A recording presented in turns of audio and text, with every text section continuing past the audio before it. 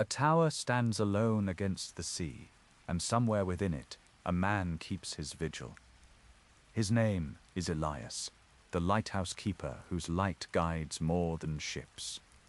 This story drifts across ocean and dream, a quiet journey inward toward peace, light, and belonging. Allow the rhythm of the words and the calming sound of rain to ease you toward sleep. The lighthouse keeper's vigil. The tower stood resolute against the ceaseless assault of the ocean, a sentinel of stone and iron against the tempestuous moods of the sea.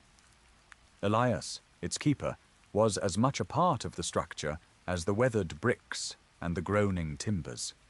His life was a predictable rhythm, dictated by the arc of the lighthouse beam, the mournful bellow of the foghorn, and the salty tang that permeated everything, his clothes, his skin, the very air he breathed.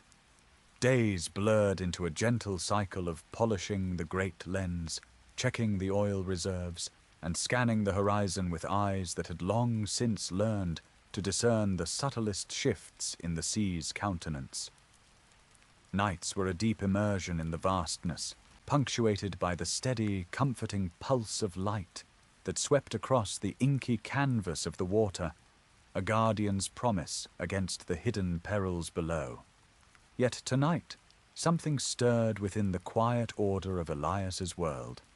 As slumber began to claim him, it was not the familiar lull of the waves or the distant cry of gulls that guided his consciousness. Instead, a different current began to flow, drawing him away from the predictable sweep of the beam, away from the reassuring solidity of his tower, and towards an unseen horizon that shimmered with an unusual allure. The transition was subtle, like the slow unfurling of a fern frond, a gentle unfolding from the waking routine into a realm of boundless quiet possibilities. The salty air, usually a bracing presence, seemed to soften, carrying with it a fainter, more ethereal scent.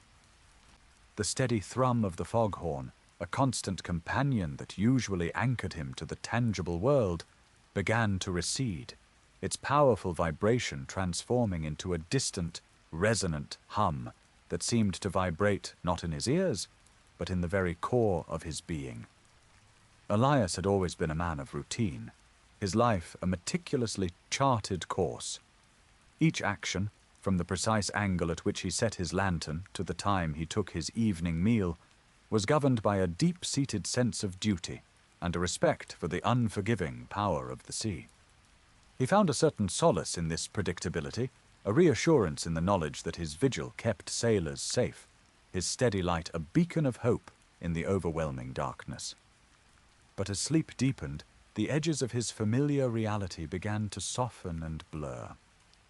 The rigid lines of his waking world dissolved, replaced by a fluidity that was both disorienting and, strangely, deeply inviting. It was as if the boundaries of his consciousness were expanding, stretching beyond the confines of the lighthouse, beyond the horizon he so diligently watched.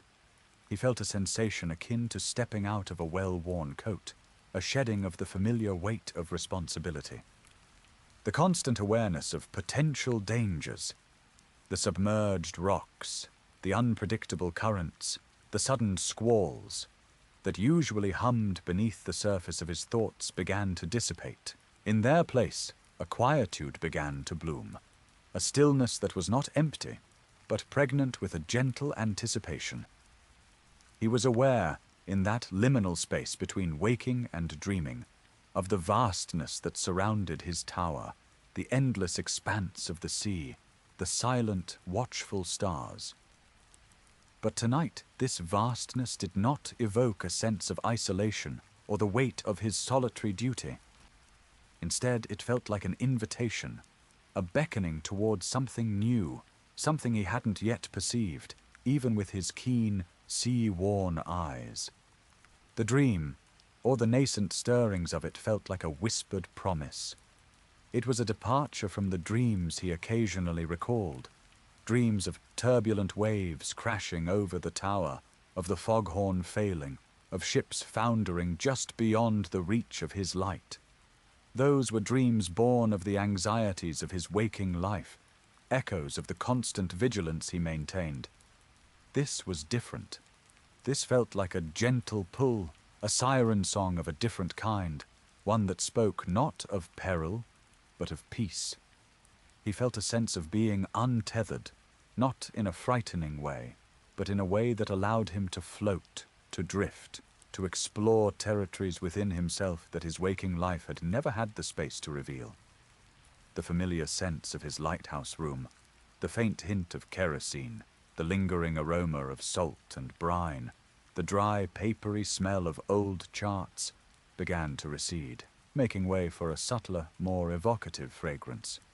It was a scent that seemed to carry the coolness of deep water and the faint, sweet perfume of something blooming in the darkness. He felt a lightness spread through his limbs, a release from the slight stiffness that often accompanied his long hours of watch.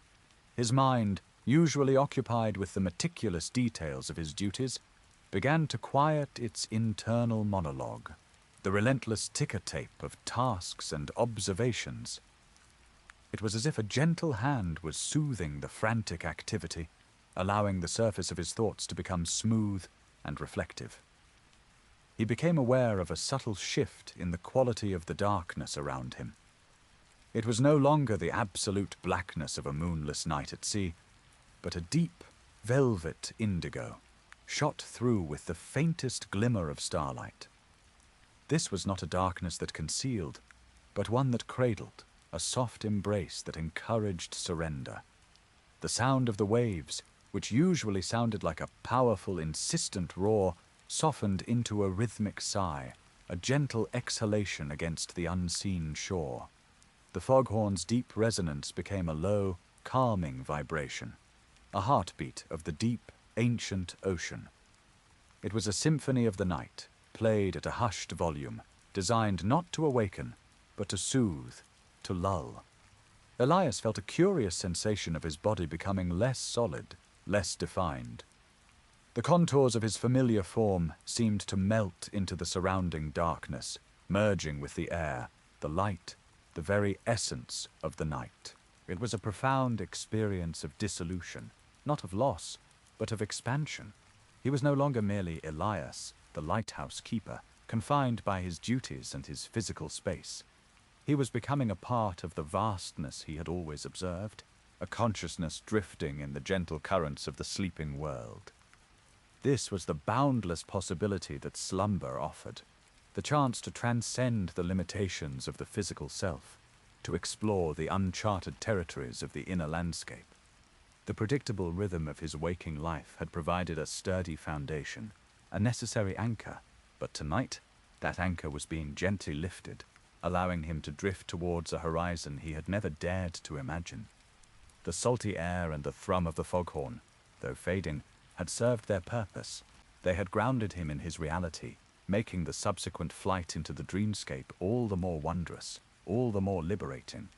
He was, for the first time, not just watching the sea, but becoming one with its silent, profound mystery. The sand, cool and silken against the soles of his bare feet, yielded with a gentle whisper as Elias took his first tentative steps onto the dreamscape beach. It was a place utterly alien, yet strangely familiar, a landscape woven from threads of memory and yearning that had lain dormant beneath the surface of his waking hours. The relentless roar of the ocean that usually filled his days and nights had softened, transformed into a series of rhythmic sighs, each wave a breath exhaled by the slumbering world. He could feel the cool moisture seeping up between his toes, a grounding sensation that anchored him in this ephemeral reality. Above, the sky was a vast, velvety expanse, dusted with an impossible number of stars, their light shimmering with a purity he had never witnessed. They were not the distant, cold pinpricks he observed from his lonely tower, but warm, benevolent eyes gazing down, each one a tiny ember of solace. The air itself was a revelation. The familiar, briny tang of the sea was still present, a comforting echo of his earthly existence, but it was now interwoven with a subtler, more enchanting perfume. It was the scent of night-blooming jasmine, its ethereal sweetness carried on the hushed whispers of the wind, a fragrance that spoke of hidden gardens and secret awakenings.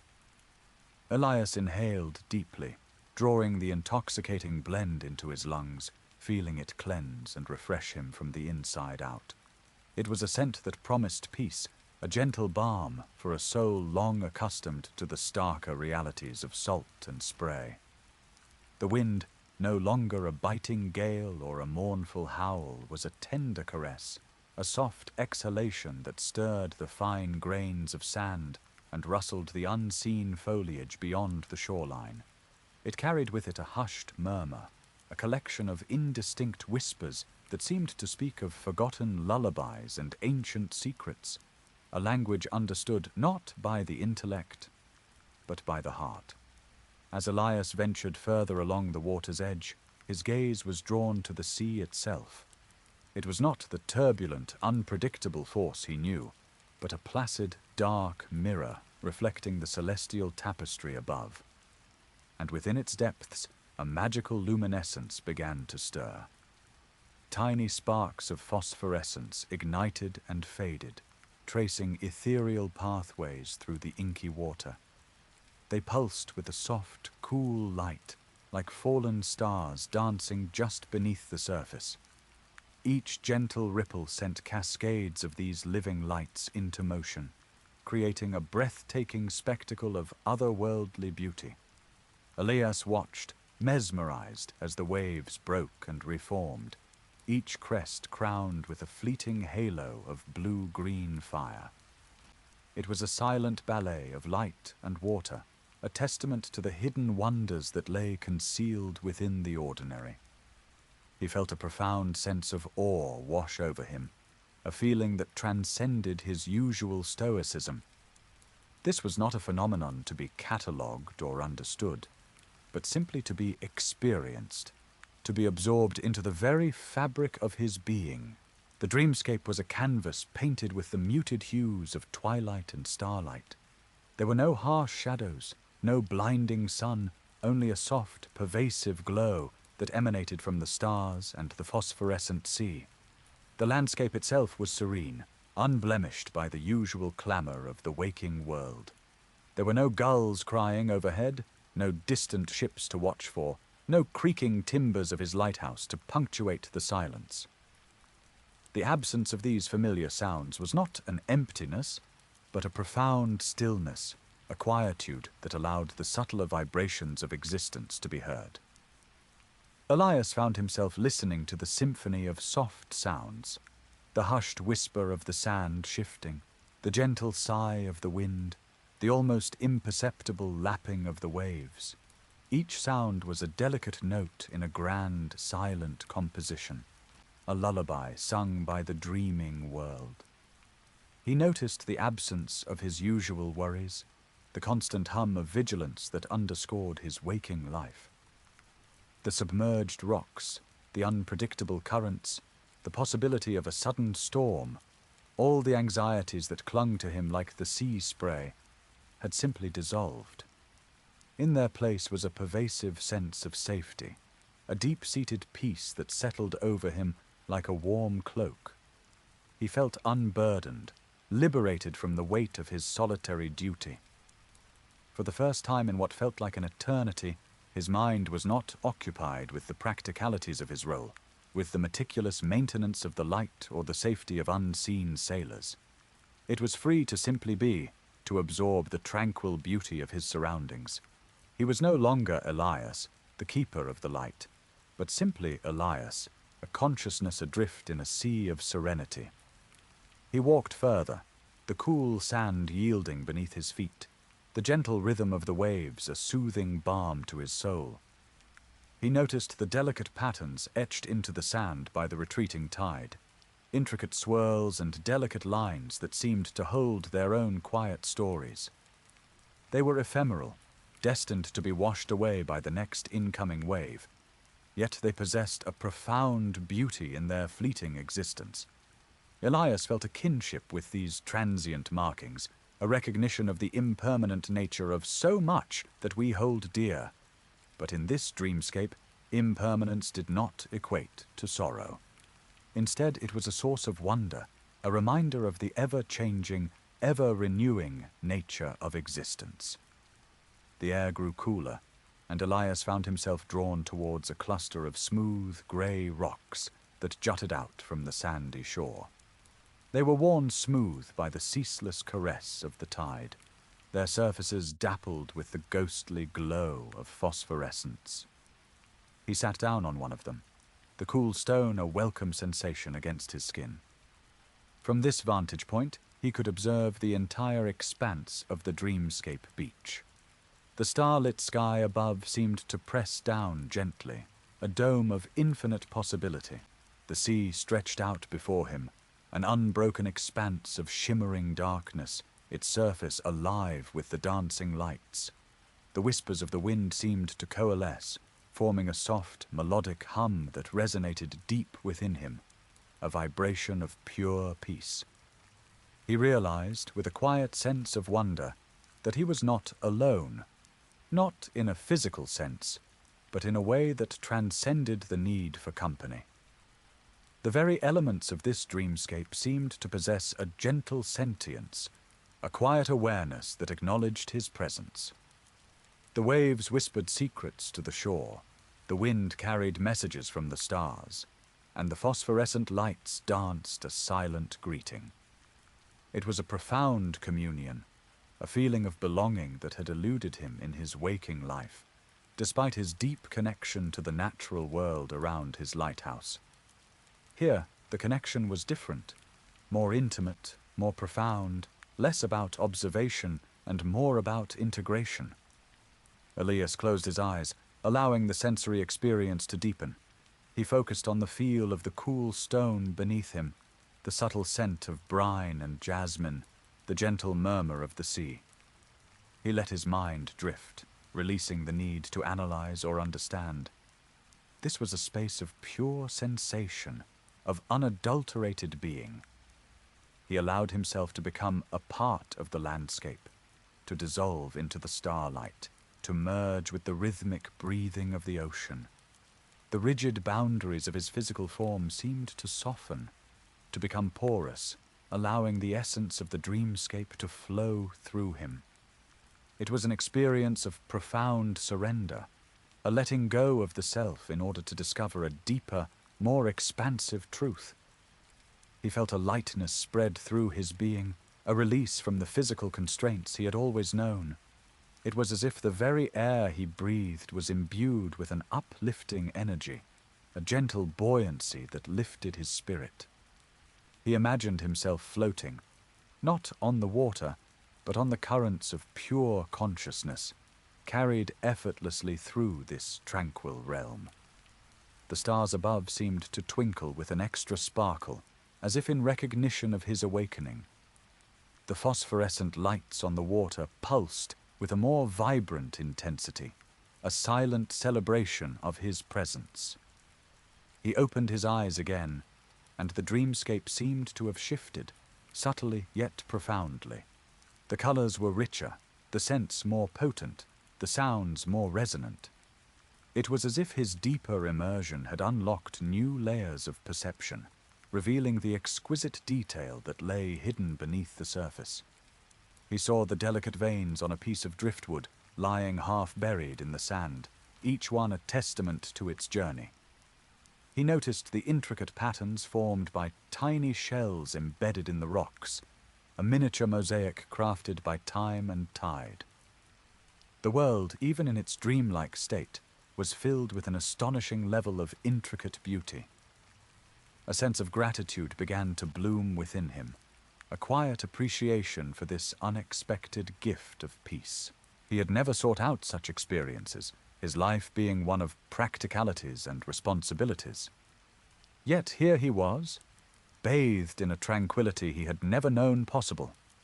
It was a reminder that even in the most solitary of existences, there existed a vast inner landscape, a realm of potential beauty and profound solace, waiting to be discovered. The lighthouse had been his anchor to the physical world, his purpose. But this dreamscape was an anchor to a deeper, more spiritual reality, a confirmation that his existence held more than just the vigilant tending of a light. He lingered on the rock, content to simply observe, to absorb. The anxieties that had once been his constant companions were now distant echoes, faint murmurs that could not penetrate the profound stillness of this place. He felt a sense of being truly present, not in the hurried, often distracted way of his waking hours, but with a deep, unwavering awareness. Each moment was savored, each sensation fully experienced. It was a form of mindfulness that came not from effort, but from surrender, from allowing himself to be held by the gentle embrace of the dream. As the dream began to subtly shift, Elias felt a gentle pull, a softening of the vibrant colors, a gradual fading of the phosphorescent glow. The whispers of the wind grew fainter, the rhythm of the waves less distinct. He knew, with a quiet acceptance, that this extraordinary sojourn was drawing to a close. But there was no sense of loss, no regret. Instead, he carried with him the indelible imprint of this serene landscape, the profound peace it had bestowed upon him. He understood that the dreamscape was not just a fleeting illusion, but a testament to the enduring capacity of the human spirit to find solace and beauty, even in the deepest solitude. He had awakened not to the harsh glare of reality, but to a gentler, more luminous awareness, a quiet knowing that would linger long after the last starlight had faded from his sleeping eyes. The beach, the stars, the luminous sea, they were now a part of him, a secret garden within his own being, a whisper of wonder to carry back into the waking world. The phantom dock materialized from the shimmering mist, a skeletal structure of driftwood and moonlight, its ropes like silken threads tethering an old, weathered rowboat. It bobbed gently on the tide, an unassuming vessel, yet Elias felt an undeniable pull, a silent invitation that resonated deep within him. It wasn't a siren's call to perilous seas or a summons to a grand quest. Instead, it offered something far more profound, a pathway into the uncharted territories of his own soul. The boat, with its barnacle-kissed hull and faded paint, seemed to hum with a quiet resilience, a testament to journeys past and possibilities yet to unfold. He approached it with a reverence that surprised him, his bare feet sinking slightly into the ethereal sand with each step. Hesitantly, he reached out and touched the weathered wood of the boat's gunwale. It was cool and smooth beneath his fingertips, bearing the texture of countless days spent under sun and moon, rocked by gentle waves. There was no fear, no trepidation, only a profound sense of readiness, a quiet knowing that this was a step meant to be taken. He stepped into the boat, and the movement was so fluid, so seamless, it felt as though the vessel itself had been waiting for him, cradling him as if he were part of its very design. There was no splash, no jarring displacement of water, only a subtle settling, a harmonious union. As he found his footing, he noticed the oars, weathered and worn, lying at rest, their purpose now merely to be held, guided by an unseen current. The boat was tethered, not by ropes of hemp, but by threads of imagination, to a dock that existed only in the realm of the dream. The moment the last strand of the phantom rope detached, the boat began to glide. There was no effort, no rowing, simply a surrender to the gentle momentum that carried him away from the shore. The water beneath him was no longer just a reflective surface. It became a path, a liquid highway paved with moonlight. The moon, a luminous pearl suspended in the velvet sky, cast a wide, shimmering ribbon across the inky expanse, guiding him forward. It wasn't a hurried rush, but a slow, deliberate unfolding. Each inch gained a quiet revelation. Elias looked back towards the shore, but it seemed to recede with a grace that softened its departure, becoming a less defined outline, a memory dissolving into the surrounding luminescence. The ocean in his dream was vast, immeasurably so. It stretched in every direction, an unbroken expanse of liquid silver and midnight blue, meeting the star-dusted sky at a horizon so distant it seemed to exist in a realm beyond comprehension. Yet, this immensity did not evoke a sense of insignificance or fear, as it might have in his waking life. Instead, it filled him with a burgeoning sense of liberation. The sheer scale of it all was a mirror to a part of himself he had long kept hidden, a vast inner ocean of untapped potential. The rhythmic sigh of the waves, the gentle lapping against the hull of the rowboat, became the pulse of his own awakening consciousness. Each movement of the boat was a testament to the ease with which the universe could carry him, if only he allowed it. He dipped his hand into the cool water, the phosphorescence clinging to his skin like tiny, living stars. The sensation was not of cold, but of a vital energy, a cool, invigorating stream that seemed to flow directly into his being. He felt the boundaries of his physical self begin to blur, his edges softening as he became more attuned to the subtle vibrations of the dreamscape. The boat, the water, the moonlight. They were no longer external elements, but extensions of his own essence, flowing in and out of him like the tide. The silent gliding of the rowboat was not just movement through water, but a journey through the landscape of his own mind, an exploration of the depths of his being. The silence was profound, not an absence of sound, but a fullness of presence. The gentle whispers of the wind, the soft murmur of the waves, the distant, almost imperceptible hum of the stars. They coalesced into a symphony of serenity. Elias found himself listening, not with his ears, but with his entire being. He heard the quiet unfolding of his own thoughts, the gentle release of worries that had once held him captive. The constant hum of vigilance that had accompanied him for so long, the weight of responsibility that had felt like an anchor, began to lift.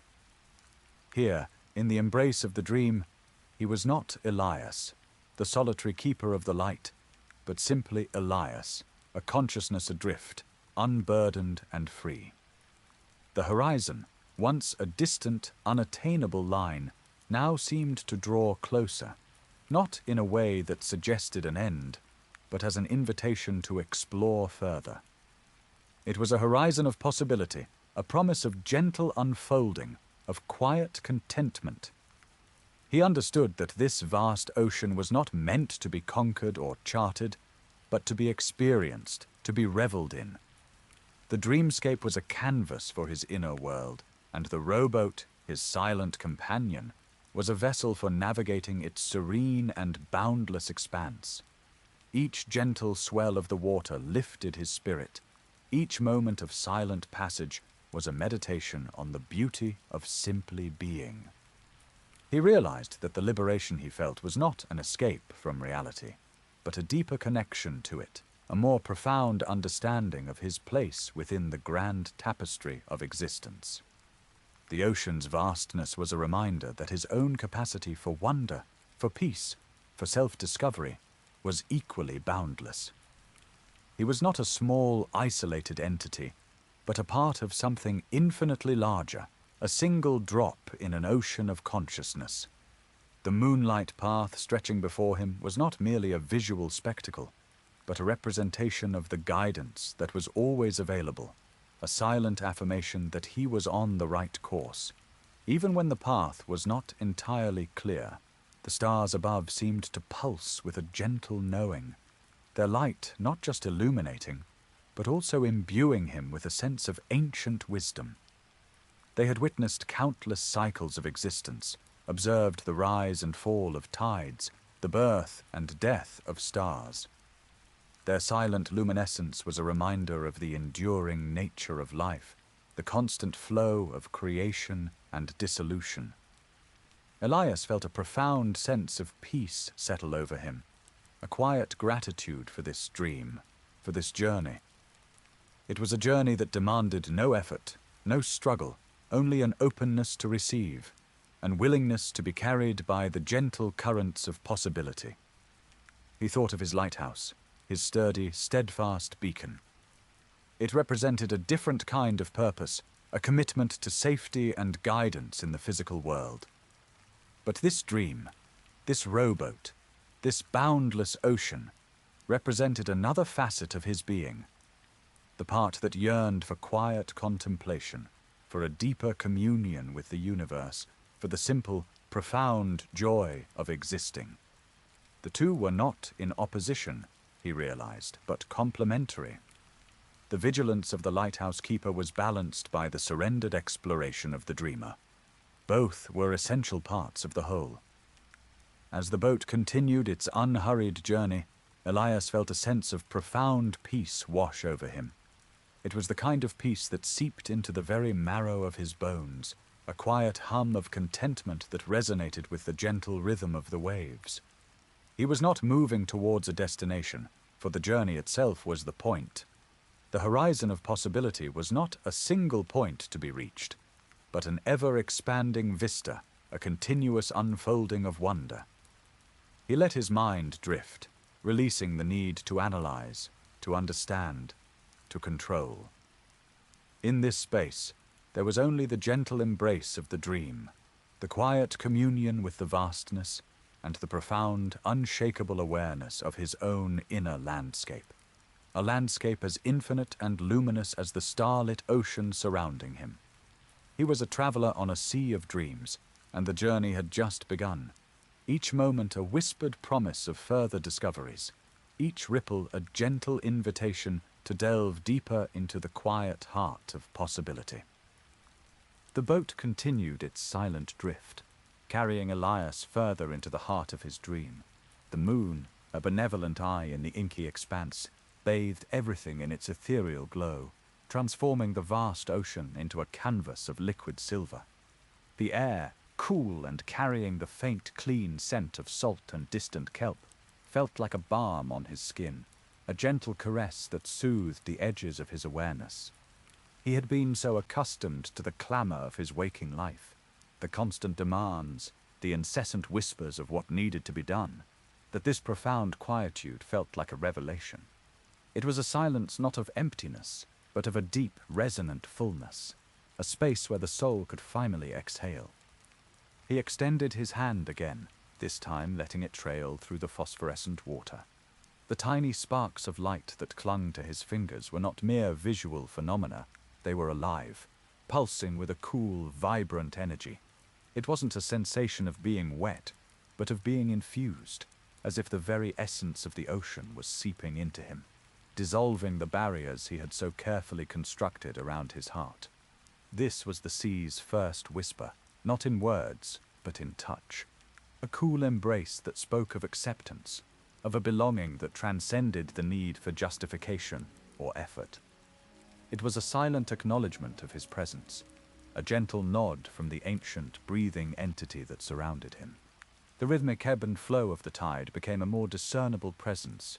It was not a forceful surge, but a slow, deliberate inhalation and exhalation, a heartbeat that pulsed through the dreamscape. Elias felt it resonate within his own chest, a mirroring rhythm that calmed the restless tempo of his anxieties. He had always seen the tide as a force of nature, powerful and untamed, capable of shaping coastlines and dictating the lives of those who lived by the sea. But here, in this dream, he experienced its gentler, more profound wisdom. It was a lesson in surrender, in the power of yielding to a grander movement, a cyclical dance that was both constant and ever-changing. The tide did not fight the shore, it embraced it, shaping and reshaping it with patient, persistent grace. It was a constant reminder that change, when embraced, could be a source of renewal, not destruction. He let his gaze drift towards the distant horizon, where the sea met the sky in an unbroken, luminous curve. It was a line that seemed to beckon, not with the urgency of a destination, but with the promise of continuous exploration. He realized then that the ocean's wisdom was not a set of rules to be learned, but a state of being to be inhabited.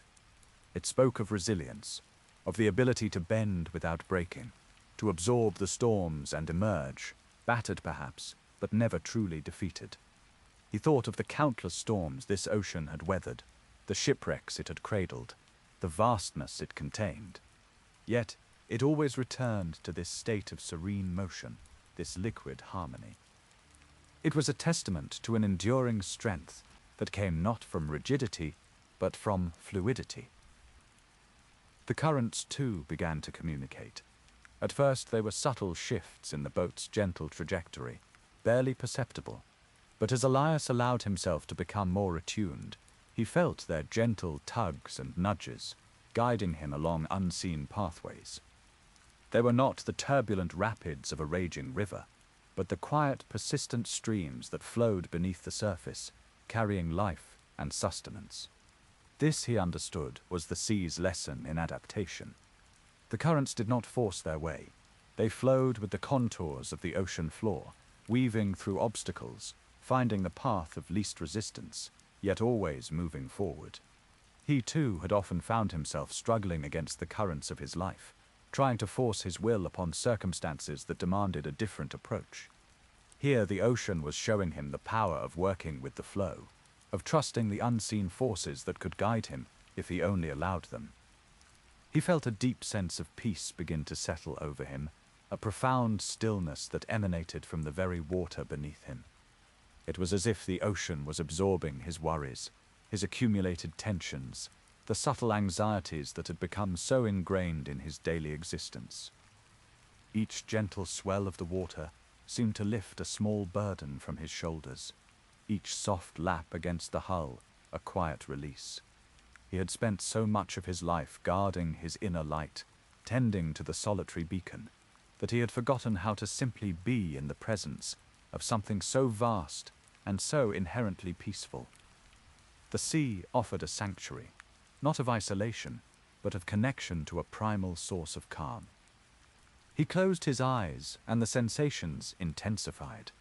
He could feel the subtle shifts in pressure as unseen creatures moved in the depths below, the gentle hum of the ocean's immense energy vibrating through the very molecules of water.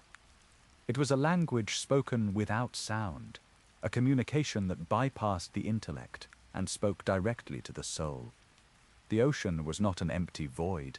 It was teeming with life, with ancient rhythms, with a wisdom that predated human understanding. And he, in his small rowboat, was a part of it all. This realization brought with it an unexpected sense of belonging, a quiet assurance that he was not alone, even in his solitary vigil. The dreamscape was not merely a passive backdrop.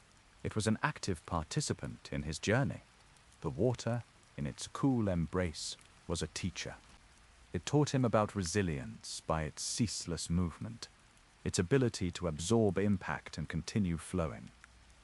It taught him about adaptation by its ever-changing forms, its ability to conform to any vessel, any shore. It taught him about surrender by its willing obedience to the moon and the stars, to the unseen forces that governed its tides and currents. These were not abstract concepts. They were palpable sensations, felt deeply within his being. He let his mind drift, no longer trying to grasp at thoughts or analyze the experience.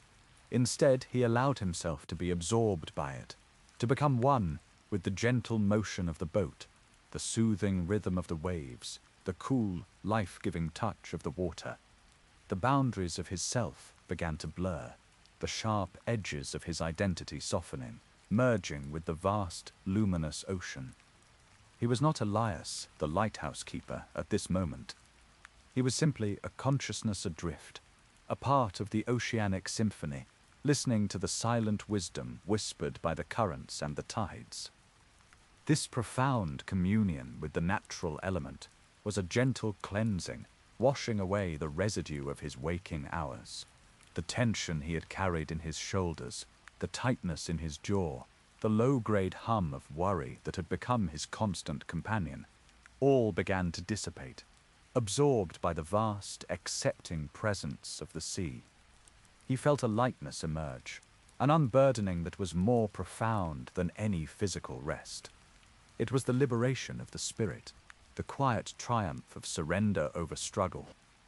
The dream was not a place of passive observation, but of active engagement, albeit a non-verbal one. The ocean was speaking to him, and he was learning to listen. It wasn't a language of words, but of sensation, of feeling, of a deep, intuitive understanding that bypassed the analytical mind. The cool kiss of the water was a welcome, a gentle invitation to shed his defenses. The steady rhythm of the tide was a lullaby, soothing his frayed nerves and guiding him deeper into a state of peace.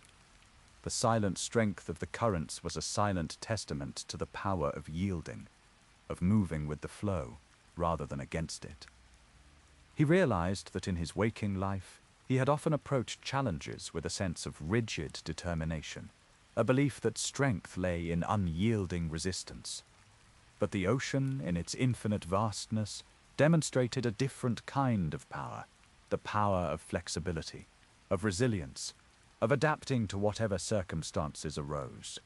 It was a power that came not from brute force, but from an innate understanding of its own nature and its relationship to the forces that surrounded it.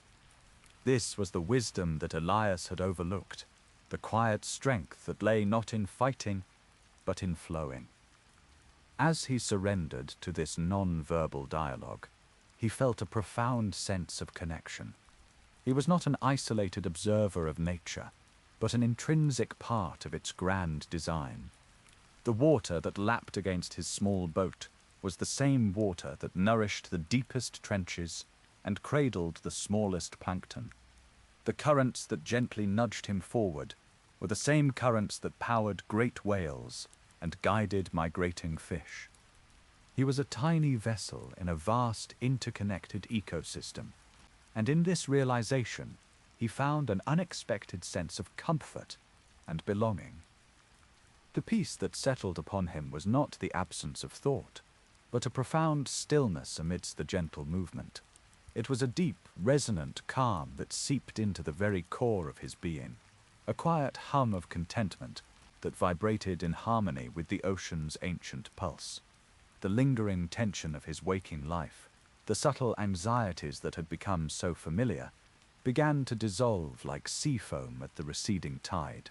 He felt as though he were being gently rinsed, cleansed by the cool, restorative embrace of the water. This was more than just rest. It was a form of deep, cellular rejuvenation, a preparation for whatever lay ahead. He allowed his awareness to expand, encompassing not just the immediate vicinity of his boat, but the vast, luminous expanse that stretched in every direction.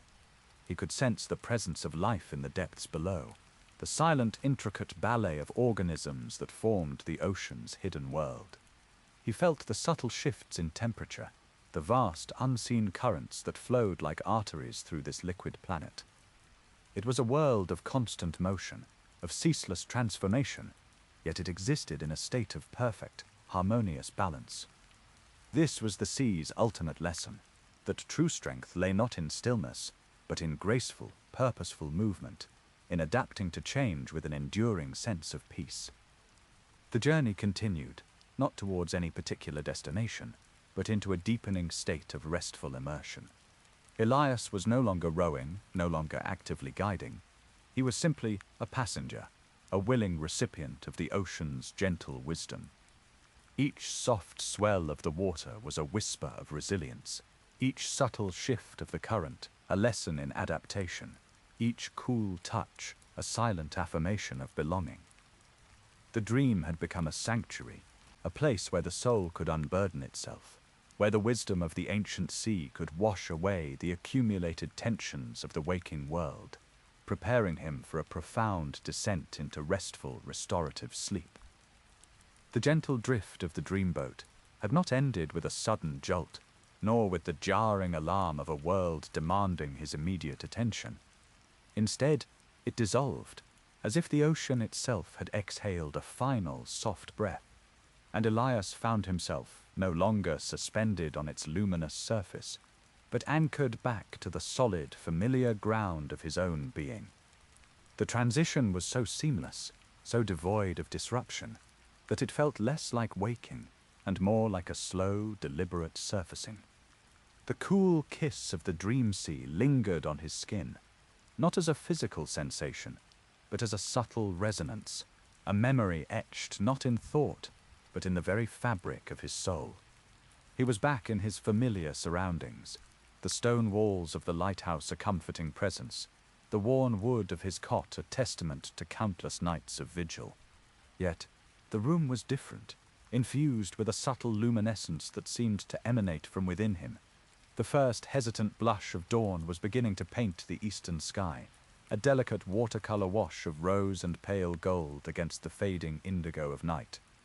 It was a familiar sight, one he had witnessed countless times, but today the sunrise felt like a personal greeting, a gentle acknowledgement of his return. The sea, so vast and enigmatic in his dream, was now a vast familiar expanse visible through his high windows, its surface a shimmering tapestry under the nascent light. But it was no longer a distant entity. It was a reflection, a mirror to the deep stillness he now carried within. The dream had not been a spectacle of grand pronouncements or earth-shattering revelations. It had been a communion, a quiet conversation held in the language of sensation and subtle feeling. There were no clear instructions, no maps to follow, only a profound sense of peace that had seeped into him like the tide seeping into sand. He had learned, not through logic but through experience, the profound power of yielding, the quiet strength found in adaptation, and the deep solace of belonging to something immeasurably larger than himself. These were not concepts to be debated or analyzed. They were truths felt in the bone, resonating in the newfound stillness that now occupied the spaces where his anxieties had once resided. He sat up slowly, the movement unhurried, unburdened by the usual rush of waking.